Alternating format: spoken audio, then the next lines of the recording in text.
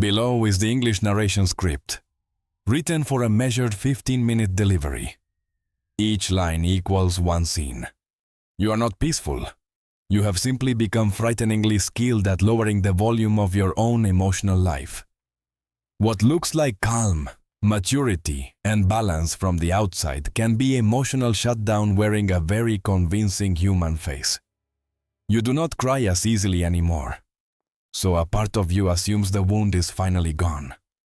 You do not react as loudly anymore, so you rename your silence as growth instead of caution. You do not ask for much anymore, so people admire your strength without noticing what had to die. But numbness always looks respectable before it reveals the deeper price it quietly collects from your inner life. It dresses itself like discipline, like control, like a person who has finally learned how not to fall apart. It speaks like wisdom, using a calm tone to hide how much warmth has been cut off underneath. It imitates healing so well that even you begin mistaking emotional absence for emotional mastery. Then one day, you notice that almost nothing hurts you with the old intensity anymore. And almost nothing reaches you with wonder, tenderness, or genuine joy anymore either. That is the first crack in the illusion people spend years trying not to see.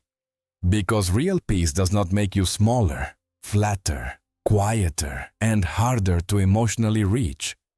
Real peace does not require you to disappear from yourself just to feel safe around life. Real peace softens your nervous system without forcing your heart to become cold, guarded, or unreachable. Numbness does the opposite. And it does it so gently that you rarely notice the exchange. It keeps you functional by making you absent from the very life you are still technically living.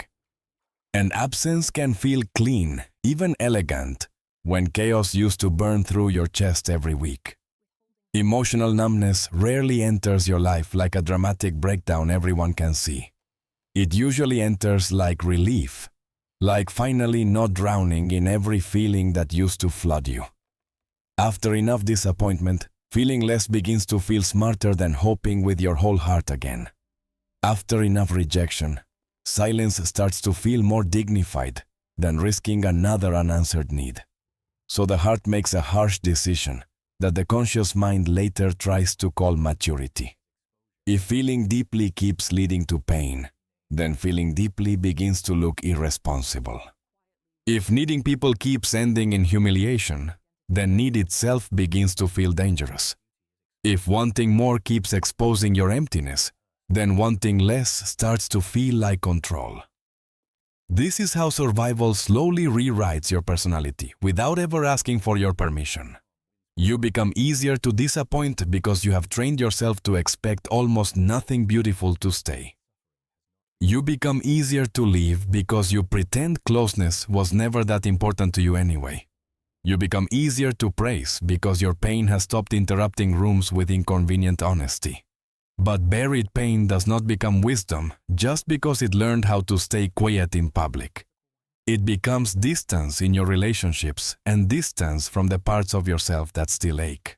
Yes, it becomes fatigue that sleep cannot fully fix because the exhaustion is emotional, not only physical. It becomes a life that looks organized on paper and feels empty when nobody is watching. Carl Jung saw something here that most people still spend their lives trying to avoid. What is pushed into the shadow does not vanish just because it is no longer socially visible. It returns from underneath, using quieter doors than the ones you know how to monitor.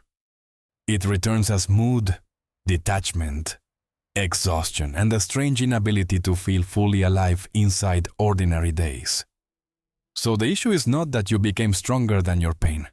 The issue is that pain taught you how to vanish while your body kept showing up everywhere. You answer messages, go to work, laugh at the right moments, and still feel missing from yourself.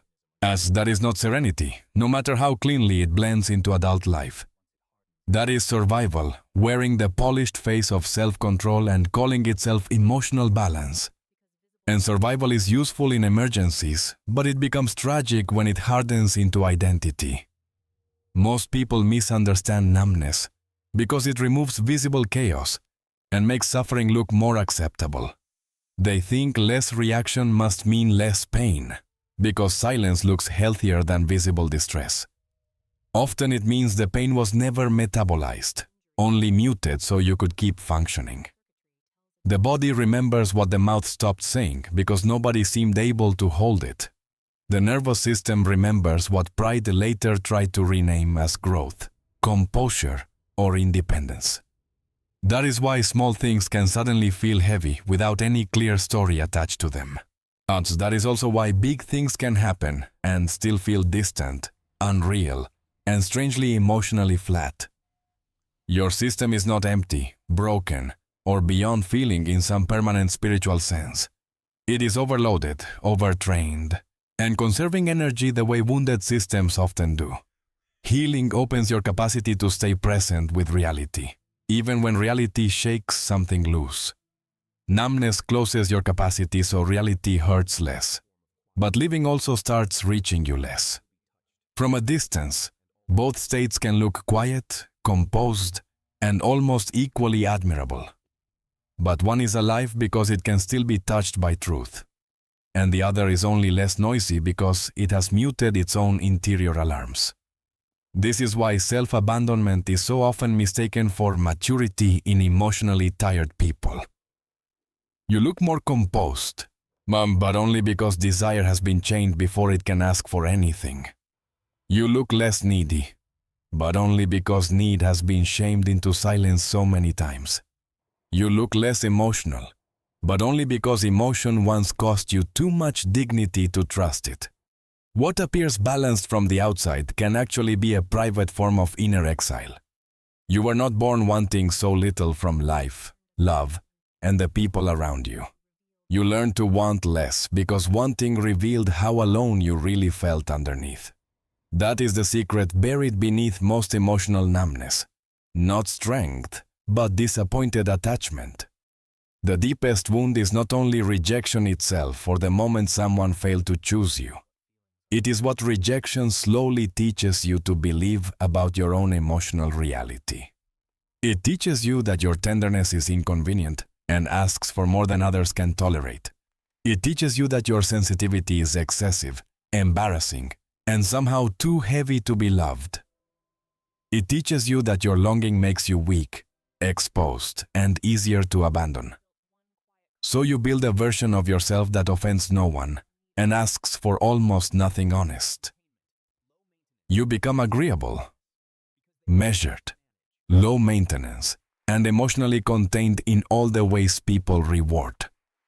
And people praise the mask because masks are easier to manage than raw human need. But every false self collects payment, even when the world claps for how composed it looks. The payment is usually vitality, the living current that makes experience feel real and worth entering. You stop breaking down in front of people, but you also stop breaking open in private truth. You stop fighting for connection, but you also stop believing connection could ever safely hold you. You stop expecting love, then call that realism because the word sounds more intelligent than grief. But realism says be careful with your heart and choose wisely where you place trust. Numbness says never let your heart fully arrive because arrival makes loss possible again. Those are not the same voice, even if both speak in a quiet adult tone. One protects wisdom while keeping life open enough to be felt. The other buries hope, then calls the burial maturity so nobody questions the emptiness. Jung would say your shadow is not only rage, envy, or forbidden desire hiding in darkness. It is also the living feelings you buried because they once made you feel too exposed. It's the grief you never finished. Because everyday life demanded movement before morning had language. The anger you were taught to swallow because someone else's comfort mattered more than your truth. The tenderness you started treating like a liability because it kept reaching toward people who were unavailable. The hunger to be chosen that became too humiliating to admit, even to yourself in silence. None of that disappeared simply because your face became calmer and your voice became steadier. It moved underground and started directing your life from places you no longer consciously visit. That is why distance can start making choices before your conscious mind even joins the room. It decides how close you let people get before something inside you quietly pulls back. Thus, it decides how quickly you detach the moment someone begins to matter a little too much. It decides which relationships feel familiar enough for your defenses to tolerate without sounding alarms. And familiar is not always healthy. Sometimes it only means your wound already recognizes the pattern. A defended heart does not choose what is nourishing, expansive, or truly capable of holding it. It chooses what feels manageable, predictable, and emotionally survivable if things collapse again.